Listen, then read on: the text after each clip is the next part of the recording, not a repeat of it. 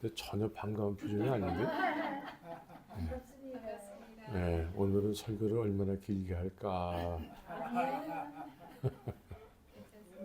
길게 하십시오. 할렐루야. 예, 이렇게 몸이 온전치 못한 가운데서도 이렇게 주께서 여러분들에게 이 자리에 있게 하신 이유는 오늘 부족한 입술을 통해서 전해지는 말씀을 듣게 하기 위해서 오신 줄 믿습니다. 아멘. 큰 위로가 있는 복된 시간이 되기를 바라면서 하나님께서 원하시는 열매라는 제목으로 말씀드리기를 원합니다. 이제 때는 바야흐로 11월 이제 다음 주가 추수감사절이에요. 추수감사절이 있게 되면은 그 다음 날 무슨 날이죠? 믿지 않는 사람들은 블랙 프라이데이라고 그래가지고 1년 중 그날을 많이 기다리고 있어요. 이제 올 한 해도 다 갔다라는 거예요. 네. 올 한 해도 다 가서 이제 떡국을 또 조금 있으면 한 그릇 드셔야 되고 그러면 이제 한 살을 더 잡수시게 되지요. 이렇게 세월이 흘러가는 걸 느낄 수 있는 때예요, 지금이. 추수감사절 하면은 사실 거의 대부분의 교회들이 추수감사절 예배를 드릴 때에 농사도 짓지 않으면서 그냥 잔뜩 과일을 진열해 놓고 뭐 쌀, 벼 이삭을 막 준비해 놓고 농사도 짓지 않는 사람들이 그런 걸 준비해 놓고 추수감사절 예배를 드린다고 그래요. 과일들을 막 진열해 놔가지고 그날은 과일을 풍성하게 먹는 날이 되는 거죠. 근데 우리는 농사도 짓지 않고 또 여기 계신 분들 중에는 이제 일할 연세가 이제 훨씬 지나서 일도 하지 않는 경우가 많죠. 그래서 추수감사절에는 무엇으로 우리가 감사를 드려야 되는가? 감사할 제목이 무엇이 있습니까? 그래서 오늘 농사도 짓지 않는 사람들 막 추수감사절에 막 폼 잡고 이러는 것보다는 오늘 하나님의 말씀은 하나님께서 당신 자신을 농부라고 소개를 하고 있어요. 하나님이 농부시래요. 그리고 예수님은 어떻게 소개하고 있습니까? 참 포도나무라고 소개를 하고 있어요. 그러면 농부 되신 하나님은 모든 인생들에게 하나님이 원하시는 열매가 있다는 거예요. 그러니까 추수감사절 날은 특별히 하나님이 원하시는 열매를 주 앞에 드리는 거예요. 하나님 보시기에 원하시는 열매가 있다는 거예요. 여러분들에게 하나님 앞에 드릴 만한 열매가 무엇이 있을까요? 그거를 기억하는 날이 돼야 돼요. 이제 우리 이 권사님은 조만간에 이제 또 80세 이제 기념 예배를 드린다고 그래요. 이제 80이 훨씬 넘으셔서 이제 90세를 향해서 달려가고 계시는 우리 이 선생님. 하나님께서 내가 너에게 원하는 열매가 있다라는 거예요. 우리 모두에게 원하시는 열매가 있다라는 거예요. 그거를 주 앞에 드리는 복된 날이 돼야 되는 것이죠. 그게 추수감사절이 돼야 돼요. 농사도 안 짓는 사람들이 그냥 막 어디 가서 마켓 가서 사와가지고 마치 농사를 짓는 것처럼 강대상 앞에다 잔뜩 진열해 놓고서는 겉으로만 이제 추수감사절을 드린다는데 우리는 오늘 말씀을 통해서 하나님이 원하시는 열매를 주 앞에 드려야 되는 거예요. 그래서 우리는 오늘날 하나님이 원하시는 열매가 무엇인지를 좀 이렇게 생각을 해야 되는 거예요. 하나님이 원하시는 열매. 근데 오늘날 보통 교회를 다니게 되면 대부분의 모든 교회가 다 그래요. 교회 다니면 다 됐다라고 여기게 해요. 교회 다니면 다 됐습니까? 우리 이 목사님이 조금 아까 우리 안에 예수님이 계십니다. 예수님이 계십니까? 아멘. 그러면 계심에 대한 열매가 있을 거예요. 그런데 많은 경우에 교회만 다니면 열매라고 생각을 하게 해요. 교회만 다니면. 그래서 특별히 열매라고 생각하는 것은 특별한 사람만 맺는 거야. 선교사들이나 신학 공부한 사람들만 맺는 거지 우리같이 평신도들은 평범하게 섬기는 것이 이게 그냥 열매라면 열매인 거지. 그래서 단순하게 교회만 다니면 된다고 생각을 하는 거예요. 교회만 다니면 된다. 그래서 교회만 다니면 된다고 생각하는 사람들은 이 교회 조금 다니다가 저 교회 좀 다니다가 그래서 교회는 다 똑같이 여겨요. 다 똑같다고 생각을 해요. 또 교회들도 우리 교회 나오세요. 그런데 그 교회에 나가야 될 특별한 이유는 없는 거예요. 특별한 이유는 뭐가 돼야 될까요? 교회의 머리는 누구세요? 예수님이에요. 그럼 그 교회에 참석한 사람들은 예수님을 경험하는 예배가 돼야 되는 거예요. 아멘. 왜? 머리 대신 예수님께서 임재하고 계시기 때문에. 그런 예배의 모임이 돼야 되는 거예요. 이게 교회 차원에서 이게 열매예요. 그러나 이 교회를 가도 똑같고 저 교회를 가도 똑같고 교회 자체도 남들이 하는 거 그냥 우리도 똑같이 하면 되지. 그건 아무 열매가 없는 그런 교회가 되는 거예요. 글로벌 교회가 여기 존재해야 될 이유가 뭐가 있을까요? 예수님의 임재를 경험하는, 예수님의 임재를 경험케 하는. 아멘. 그래서 오늘 특별히 군고구마 냄새가 강하게 났는데 군고구마 냄새가 없을지라도 맛있는 음식이 없을지라도 나는 저 교회에 반드시 가야 될 이유가 있습니다 하고 오는 성도님들이 돼야 되는 거예요. 아멘. 육신에 그 어떤 것이 없을지라도 저 교회에 가면은 하나님의 임재를 내가 경험할 수가 있습니다. 이런 교회가 돼야 되는 것입니다. 그전에도 제가 예화로 한번 말씀드린 적이 있는데 믿는 게 도대체 뭡니까를 보여준다고 한다면 옛날에 텔레비전에 유쾌한 청백전이라는 그런 프로가 있었어요. 연예인들이 이렇게 쭉 일렬로 세워놓고 앞 사람한테만 그 단어를 이렇게 보여주고 그 뒷사람한테 그걸 설명하라고 그런 게임이 있었어요. 그러면 한 단어를 첫 사람만, 본 사람만 알고 그걸 말하지 않고 행동으로 보여줘야 돼요. 그래서 보여주고 해서 맨 마지막 사람이 그 답을 맞춰야 돼요. 근데 대부분 안 맞아요. 대부분 안 맞아. 모르는 상태에서 그 다음 사람한테 막 설명을 했다라는 거예요. 여러분들에게 믿는다는 것이 무엇입니까? 라고 사람들에게 설명하라 그러면 여러분들은 어떻게 설명하겠습니까? 오늘 많은 경우에 교회 다니면 되는 거예요.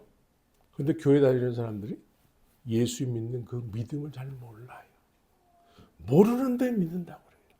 그래서 추수감사절이 됐는데도 농사도 짓지 않는 사람들이 그냥 잔뜩 주님이 원치 않는 열매를 진열해 놓고 추수감사절 예배를 드린다고 하는 거예요. 우리는 인생에 있어서 예수님이 나에게 과연 어떤 분인지를 세상 사람들에게 설명할 수 있는 그런 가지가 돼야 되는 거예요. 교회는 그 역할을 하게 하는 거예요. 그래서 우리는 살아있을 때 정말 믿음이 뭔지를 사람들에게 설명할 수 있는 생명을 소유한 사람들이 돼야 돼요. 아멘.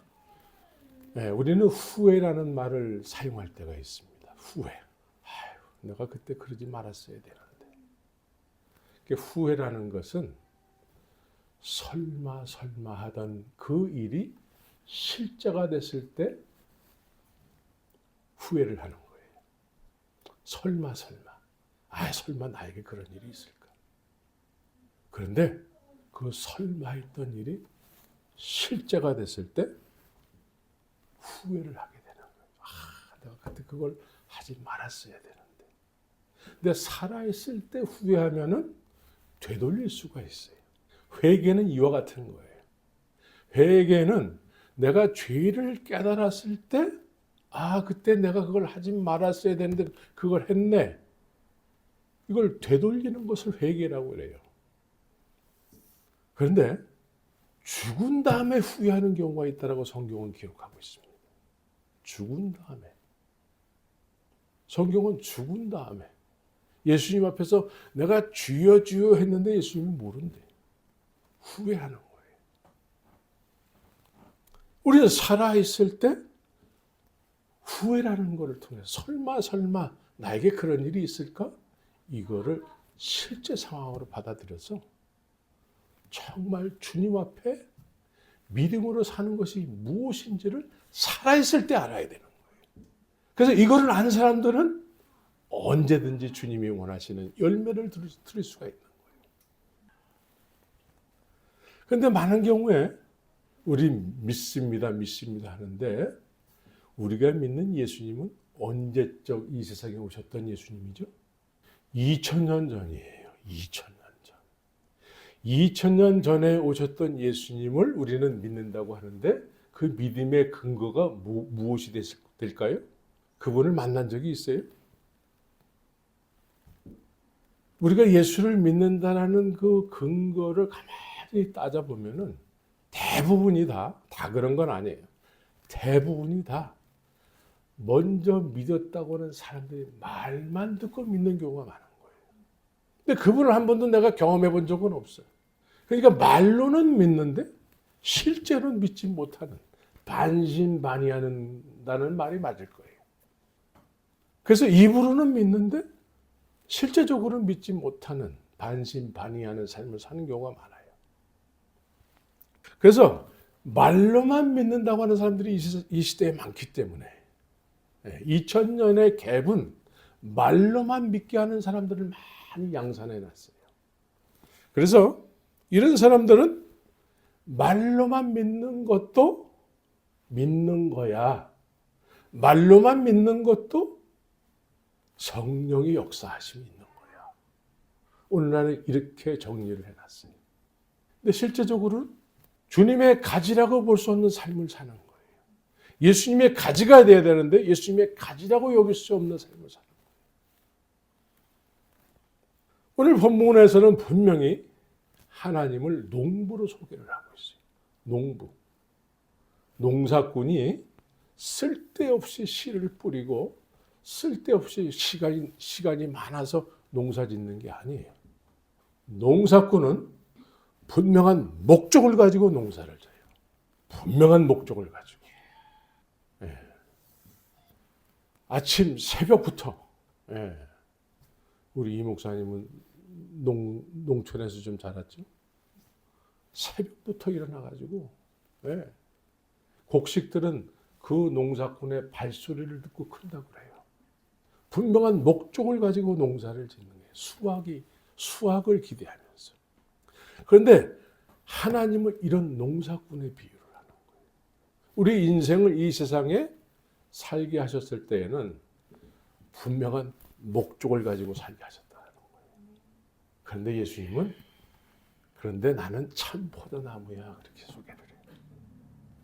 그러니까 농사꾼이신 하나님께서 이 세상에 뭘 심었어요? 참 포도나무를 심었다는 거예요. 우리는 참 포도나무의 가지가 돼야 된다라는 거예요. 가지 맞습니까? 아멘. 네. 가지여야 된다고 얘기하고 있습니다. 그래서 오늘 본문에서는 모두가 다 가지라고 그래요. 그런데 과실을 맺는 가지가 있고 과실을 맺지 못하는 가지가 있다라는 거예요. 네. 그런데 과실을 맺는 가지를 오늘날은 교회만 다니면 다 가지라고 생각해요. 교회 다니는 것 자체가 열매라고 생각해요. 왜? 입술로 예수님 믿는다고 지금 고백을 하고 있기 때문에. 근데 삶 속에서는 예수님을 믿는지 안 믿는지 세상 사람들이 잘 몰라요. 오히려 더 나쁜 짓을 하는 경우도 많아요.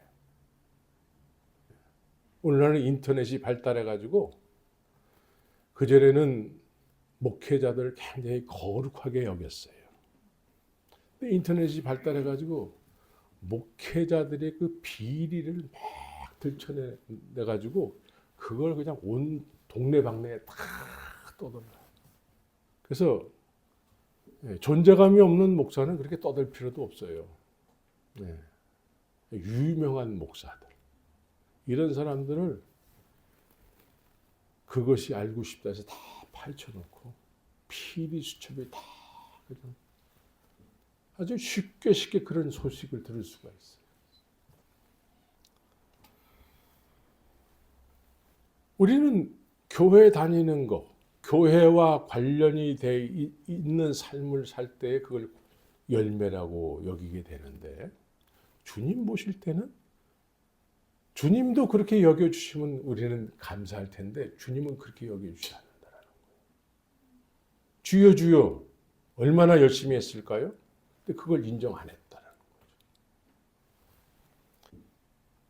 그래서 누가복음 16장 15절에서는 예수님께서 이르시되 너희는 사람 앞에서 스스로 옳다 하는 자이나 너희 마음을 하나님께서 아시나니 사람 중에 높임을 받는 그것은 하나님 앞에 미움을 받는 것이다. 그래요.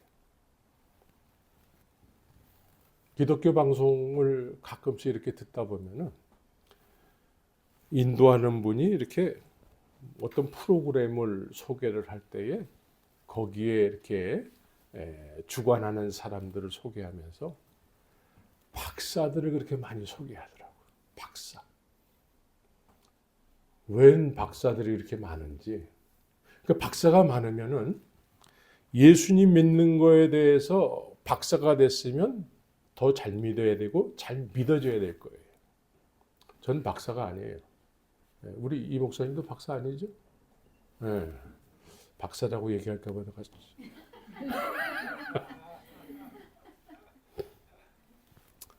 자, 박사들은 옛날에는 박사들이 거의 없었어요. 근데 오늘날은 박사들이 얼마나 많은지 몰라요. 신학 박사, 목회학 박사, 선교학 박사, 박사가 얼마나 상담학 박사. 근데 세상은 어떻습니까? 더 어두워졌어요. 성령이 하셔야 되는 일을 지식이 담당케 했어요. 지식이 담당을 해요. 성령이 하셔야 되는 일을 박사들이 담당하게 됐어요. 또 박사들을 더 신뢰해요. 박사가 필요 없다는 얘기가 아니에요. 우리는 배울 건 배워야 돼요. 그런데 박사가 대안이 돼서는 안 되는 거예요. 우리 믿음의 대안은 뭐예요? 성령이에요. 성령. 그래서 믿음의 본을 보여야 될 때에 믿음의 본을 어떻게 보일 수 있습니까? 자, 사도들이 왜 사도가 됐을까요? 이제 예수님은 이제 이 세상에 안 계세요. 예수님의 부활을 경험한 사람들이 사도들이에요. 그런데 예수님은 안 계시단 말이에요. 그런데 그 예수님을 증거를 해야 돼. 안 계신 예수님을. 그것을 경험한 사람들은 사도들밖에 없어요. 근데 그 예수님은 눈에 보이는 것도 아니고 예수를 믿지 않는 사람들이 예수를 믿을 때에는 예수님이 이 세상에 계실 때 경험한 사람들의 말을 통해서만 믿을 수 있어요. 그래서 이 사람들이 지금 예수님은 하늘로 가시고 안 계세요. 근데 예수님을 증언해야 돼. 예수님을 믿게 해야 돼. 그러면 예수님을 믿게 할 때에 누가 역사를 할까요? 이들이 경험한 부활을 경험한 사람들이 이 부활의 영을 통해서 증거하는 거예요. 그럼 믿음은 성령과 관계가 있어야 돼요. 사람들의 말만 듣고 그 사람의 말이 그 사람이 정말 성령을 소유한 사람이라면 그 말을 통해서 새로운 믿음의 사람들이 만들어지게 되는데 그 사람이 어떤 사람의 말만 듣고 목회자가 됐을 때는 지식을 전달하게 되는 거예요. 지식을 전달하게 되면 2000년 전의 예수예요. 그러나 지금도 그 예수님을 경험한 사람은 그 경험한 성령에 의해서 증거하기 때문에 그 이야기를 들을 때에 똑같은 부활의 성령에 의해서 예수님을 경험하게 되는 것입니다. 아멘. 이 일을 이제 누가 해야 돼요? 내가, 우리가. 우리의 이름은 뭐예요? 걸어볼 교회가. 이것이 하나님이 우리에게 원하시는 열매예요. 아멘. 그래서 예수님께 붙어 있지 않으면 열매를 맺을 수가 없대요. 예수님께 붙어 있으면 예수님께 붙어 있다는 의미는 뭐예요? 내 안에 부활의 성령이 역사를 하신다는 거예요. 그래서 참 포도나무에 붙어 있는 가지는 스스로 막 열매를 맺으려고 하지 않는데 어떻게 열매를 맺을까요? 절로 열매를 맺는데 절로 그냥 자연스럽게 맺힌대. 믿음은 믿으려고 노력해서 믿는 것이 아니고 믿어져서 믿는 거예요. 왜 믿어져서 믿게 될까요? 우리 안에 부활의 성령이 나를 위해서 행하신 일을 증거하기 때문에 그래요. 그분은 2000년 전에 십자가에서 죽으셨지만 지금도 동일하게 역사하셔서 그분을 소유하게 되면 그분이 2000년 전에 현재 나를 위해서 행하신 일을 증거하신다라는 거예요. 아멘. 그래서 이 증거를 그냥 견딜 수 없어 하는 마음으로 증거하게 되는 거예요. 그래서 성령이 임하면 너희가 권능을 받고 내 증인이 될 거야 라고 얘기하는 거예요. 이게 온전한 주님이 원하시는 열매예요. 예, 추수감사절은 특별히 성령의 잔치가 되어야 되는 거예요. 아멘. 성령께서 한 해를 나로 하여금 이렇게 살게 하셨습니다. 그거를 주님의 이름으로 자랑하는 그런 날이 되어야 되는 것이죠. 아멘. 그래서 참 포도나무의 가지가 됐을 때에는 두 가지 형상으로 나타나는 거예요. 내적으로는 어떻게 나타날까요? 성령의 열매가. 성령의 열매는 뭐예요? 갈라디아서 5장에서 그렇게 소개를 하고 있어요. 이건 흉내낼 수가 없어요. 그냥 저절로 나오는 거예요. 절로 나오는 거예요. 그래서 새 사람이 되지 않고서는 이런 것이 나올 수가 없어요. 물과 성령으로 거듭나지 않으면 이러한 것이 나올 수가 없어요.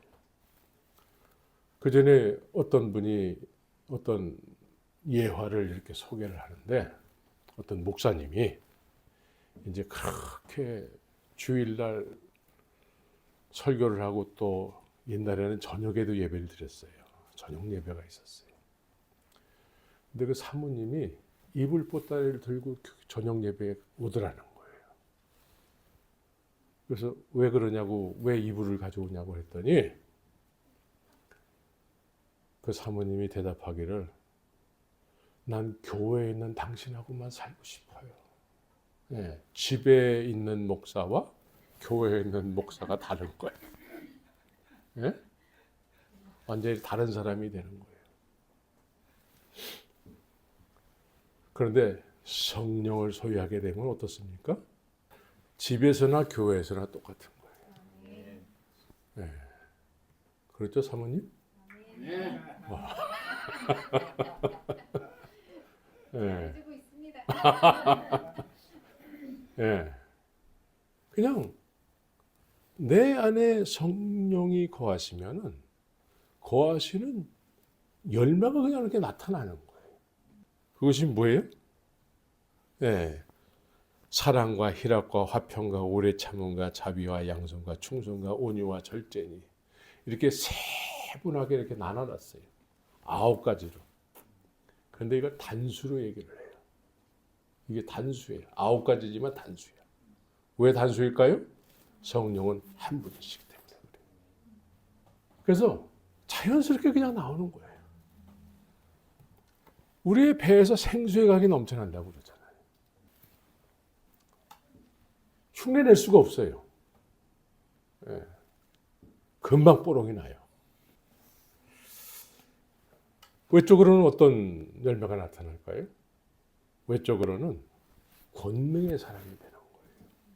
예수님은 권능의 예수님이에요. 그 권능의 주님을 소유하면은 우리에게 권능이 나타나게 돼 있어요.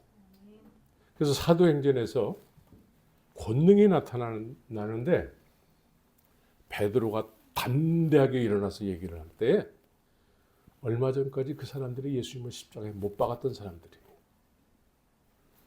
이 제자들이 무서워서 문을 꼭꼭 닫고 그냥 숨어서 숨죽이고 있었는데 그 사람들을 공포의 도가니에 몰아넣었던 사람들이에요. 이 유대인들이. 그런데 베드로가 담대하게 복음을 선포하니까 권능이 나타나는 거예요. 이 사람들이 갑자기 온순해지면서 그럼 우리가 어찌해야 될꼬라고 하는 거예요. 십자가의 복음을 전할 때에 모든 사람들이 겸손할 수밖에 없어요. 주 예수의 이름으로 회개하고 세례를 받으라 라고 선포를 하고 있어요. 얼마 전까지 무서워서 덜덜덜 떨던 베드로가 담대하게. 그래서 이 당시에 이 사도들이 가장 중요하게 여겼던 것은 자신들이 성령이 없을 때에는 성령이 없었지만 이 사람들이 예수님과 동행할 적에는 이적과 기사를 다 경험했던 사람들이에요. 그런데 십자가 앞에서 초라하게 예수님을 부인할 수밖에 없던 자신들을 발견하면서 우리는 고기나 잡는 것이 맞는 사람들이야 하고 돌아가잖아요. 갈릴리로 다 돌아간단 말이에요. 예수님이 그런 사람들에게 다시 찾아오는 거예요. 부활의 영광을 보여주는 거예요. 그래서 이 사람들을 회복시키고 이 사람들이 오순절 마가의 다락방에 성령이 임하는 그 현장에 있게 된 것이죠. 그래서 이 사람들은 성령이 있을 때와 없을 때를 분명하게 하는 사람들이에요. 그만큼 성령이 우리에게 얼만큼 소중한 분인지를 중요한 것인지를 알게 되는 거예요. 그래서 이 사람들이 이 당시에 가장 중요하게 여겼던 것이 뭐냐면 너희가 믿을 때 성령을 받았느냐. 너희가 믿을 때 성령을 받았느냐. 우리는 성령이 있음도 몰랐다라고 얘기한다는 것이죠. 성령이 없이 믿는다고 하게 되면 어떤 현상이 일어나냐면 종교가 되고 도덕적이 돼요. 도덕적이 된단 말이에요. 그래서 자꾸 따지기 좋아하고 그런데 성령이 충만하게 임하면 권능의 사람이 되면서 사랑이 충만해지는 거예요. 사랑이 충만해지는 거예요. 고구마 냄새가 없어도 사랑스러운 거예요. 네. 맛있는 밥이 없을지라도 그리 아니하실지라도 감사해요. 이게 온전한 성령을 소유한 사람들의 삶의 모습이 되는 것입니다. 그래서 성령의 사람은 권능의 사람이요. 또한 제자 삼는 것에 관심이 있어요. 제자. 자신들이 예수님의 제자이기 때문에 그 예수님도 가서 모든 족속으로 제자를 삼으라고 그랬어요. 교인을 삼지 말고 제자를 삼으라고 그랬어요. 제자. 제자는 어떤 사람들이에요?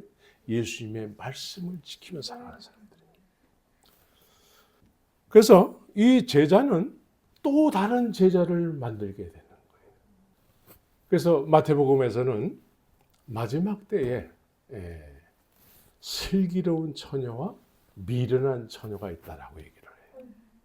슬기로운 처녀와 미련한 처녀, 동일하게 신랑을 마중하는 사람들이에요. 그러니까 이 사람은 이 슬기로운 처녀, 미련한 처녀는 신부의 친구들이에요. 신부의 친구. 신부는 신랑을 기다리는 사람들이에요. 이 사람들이 이 처녀들이 슬기로운 처녀든 미련한 처녀든 이 사람들에 의해서 신부가 결혼할 수도 있고 결혼을 못할 수도 있어요. 그래서 이 처녀들은 사실은 우리 식대로 이해한다면 중매쟁이에요. 중매쟁이. 신랑을 만나게 해주는 사람이란 말이에요. 마중을 나가서 신랑을 모셔오는 사람이야. 근데 미련한 처녀는 신랑에 대해서 신랑이 어떻고 저쩌고 막 얘기를 하는데 정작 신랑을 한 번도 데려와 본 적이 없는 사람이에요. 신랑을 데려오질 않아요. 신부는 언제 데려올 건데 신랑의 대사만 자꾸 얘기를 해요. 지식이죠. 그러나 슬기로운 처녀는 예수님을 기필코 신부에게 데려오는 사람이 되는 거예요. 이게 제자 삼는 거예요. 그래서 우리는 신앙생활을 통해서 내가 정말 온전한 사람이 됐는지 안 됐는지를 확인을 해야 돼요. 그래서 갈라디아서 6장 3절에서는 만일 누가 아무것도 되지 못하고 된 줄로 생각하면 스스로 속는 것이다 라고 얘기하고 있어요. 자, 오늘 가장 중요한 얘기는 자, 가지 얘기는 이제 다 이해를 했어요. 근데 가지가 붙어 있다, 안 붙어 있다에 그 붙어 있게 하는 그 근본이 있다라는 거죠. 그게 뭐예요? 네, 오늘 본문에서는 이렇게 얘기를 해요. 너희는 내가 일러준 말로 이미 깨끗하였으니 그래요. 네, 내 안에 거하라는 거예요. 주님이 허락하시는 거예요. 내가 일러준 말이 있다라는 거예요. 여러분들에게 주님께서 일러준 말씀이 있습니까? 네. 요한복음 8장에서도 같은 말씀을 하고 있어요. 요한복음 8장 31절에 보면은 그러므로 예수께서 자기를 믿은 유대인들에게 얘기하는 거예요. 믿는다고 하는 유대인들에게 얘기를 해요. 너희가 내 말에 구하면 참 내 제자가 될 거예요. 그러니까 말 없이도 주님의 말씀 없이도 믿는다고 하는 사람들이 많은 거예요. 근데 주님께서 가장 중요하게 여기는 것은 내가 너에게 말할 때 그 말을 너희가 소유해야 된다는 거예요. 그래서 그 말에 의해서 주님은 내 안에 거하라. 그래서 그 예수님을 소유한 사람들은 예수님과 늘 동행을 하고 있어요. 제자들이 늘 동행을 해요. 네. 오늘날로 말한다면 예수님과 동행한다는 의미가 뭐예요? 주의 말씀을 깊이 묵상한다는 거예요. 말씀을 쫓아서 산다는 거예요. 오늘날 신앙의 문제는 교회 다니는 사람들이 성경을 읽지 않아요. 성경을 안 읽어요. 그런데 믿는데. 그래서 뭘 믿습니까? 그러면 할 말이 없어요. 여러분들은 주의 말씀을 경험하는 사람들이 되기 바랍니다. 주의 말씀을 묵상하면 그 말씀은 살았고 운동력이 있어서 내 안에서 일을 하세요. 그래서 주님이 우리 안에 거하시기도 해요. 주님은 어떤 분이세요? 말씀이 육신이 되신 분이에요. 근데 그 말씀을 우리가 소유하게 되면 우리 안에 주님이 거하시는 거예요. 말로만 우리 안에 주님이 거하십니다. 말로만 하면 안 돼요. 주님의 말씀이 우리 안에 거해야 돼요. 그러면 그 말씀에 의해서 말씀이 나를 이끌고 갔어요. 그 제자들이 그 말씀에 이끌림을 받는 거예요. 어디로 이끌림을 받을까요? 십자가로 이끌림을 받았어요. 십자가에서 다 도망간단 말이에요. 말씀이신 예수님께서 홀로 이 쫓던 사람들의 모든 것들을 십자가에서 다 이루시는 거예요. 이루시고 나서 부활하셔서 다시 찾아오시는 거예요. 다시 찾아오신 예수님은 이제 부활의 영으로 그들 안에 소유케 되는 거예요. 그러니까 주님의 말씀을 소유한 사람이 너희 내 안에 거하라. 나도 너희 안에 거하겠다라는 거예요. 나도 너희 안에 거한다는 의미는 뭐예요? 이제 주님께서 십자가에서 죽으시고 부활하신 이후에 아버지께서 비로소 약속하신 것이 있다라는 거예요. 약속이기 때문에 그걸 기다리라는 거예요. 그분은. 그래서 그분이 120명에게 소유됐을 때에 이제 이 사람들은 완전한 참 포도나무와 가지의 관계가 되는 거예요. 그분이 120명이 예수 안에 거하고 예수님은 그들 안에 거하는 거예요. 그래서 주님이 원하시는 일을 하는 거예요. 주님이 원하시는 일. 예수를 증언하는. 그래서 또 다른 제자가 만들어져요. 이 마지막 때에 그로울 교회가 해야 될 일이 바로 이런 일이에요. 바로 이런 일. 이 자리에 사람들이 찾아왔을 때 주님의 임재를 경험하고 말씀을 소유하고 말씀의 인도함을 받아서 십자가를 경험하고 십자가를 경험함으로 인해서 주님을 소유하게 되고 그래서 주님이 내 안에 우리가 주 안에 이제는 고구마 냄새를 더 이상 필요로 하지 않죠. 네, 무슨 맛있는 음식을 더 필요로 하지 않아요. 오직 예수면 됩니다. 예수 한 분이면 만족합니다. 이런 마지막 때 이런 교회를 주님께서 찾고 계시는 거예요. 이제 육신의 연약함은 더 이상 장애물이 되는 거 아니죠. 나의 듦에 대해서 더 이상 나이가 장애가 되는 게 아니에요. 숨질 때 되도록 주님을 찬송하면서 그 남은 인생을 주님과 동행하면서 부활의 영광 속으로 들어가게 되는 것이죠. 부활의 영광 속으로 들어가기 위해서 첫 번째 나오는 게 뭐예요? 그게 죽음이에요. 죽음은 그래서 나쁜 게 아니에요. 그 부활의 영광. 죽음 이후에는 부활의 영광이 있어요. 그렇다고 해서 일부러 죽을 필요는 없어요. 오늘날 일부러 죽는 사람들이 너무 많잖아요. 일부러 죽으면 살인이 자기를 죽이는 거예요.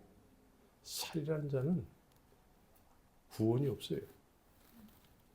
절대로 구원이 없어요. 숨질 때 되도록 주님을 찬송하면서 주님을 증거하다가 주 앞에 넉넉히 설 수 있는 우리 그로벌 교회 성도들 모두가 되기를 예수의 이름으로 축원합니다. 같이 기도합니다.